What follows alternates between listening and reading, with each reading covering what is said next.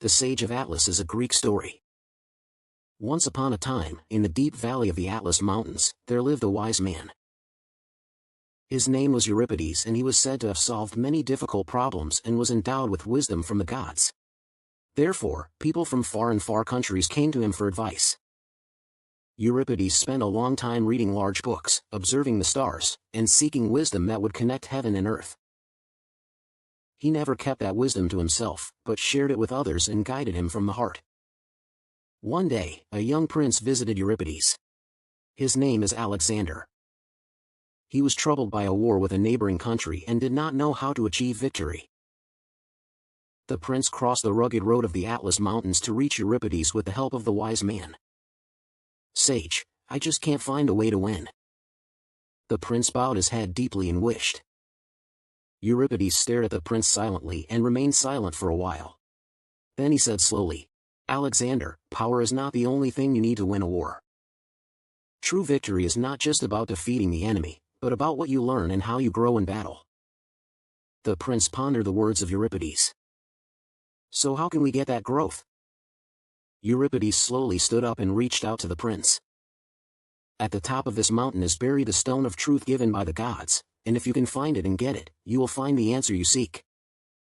The prince believed the words of Euripides and immediately decided to aim for the top of the mountain. However, the mountain road was steep, windy, and cold fog obstructed the view. Still, the prince did not give up and continued to walk.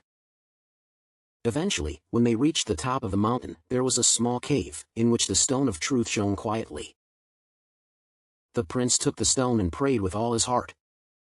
Then, a soft light emitted from the stone, and a large vision appeared in front of the prince's eyes. It was the appearance of a battle, the figure of the people shedding tears, and various scenes emerged. The prince stared at the scene and thought to himself, "Winning is not just about winning a battle. Protecting people, bringing peace, and healing the scars of war is the real victory." At that moment, the prince realized his path and gently put the stone back on the ground. The prince, having come down from the mountain, told Euripides about his experience and thanked the wise man. "Sage, I really understand, winning the battle is not everything, but the most important thing is to protect the peace and happiness of the people after winning." Euripides smiled contentedly. "That's right, Alexander, the real power lies in how much you support people and build peace after a battle. If you have that wisdom, your country will surely prosper." The prince then made efforts to end the war. With the teachings of Euripides in mind, he then took measures to end the war and build peace, and led the country while protecting the people. Alexander spent his entire life forever unforgetting the wisdom he gained in the Atlas Mountains, and his country enjoyed prosperity and peace, and the name of the wise Euripides was passed down to future generations. That's it.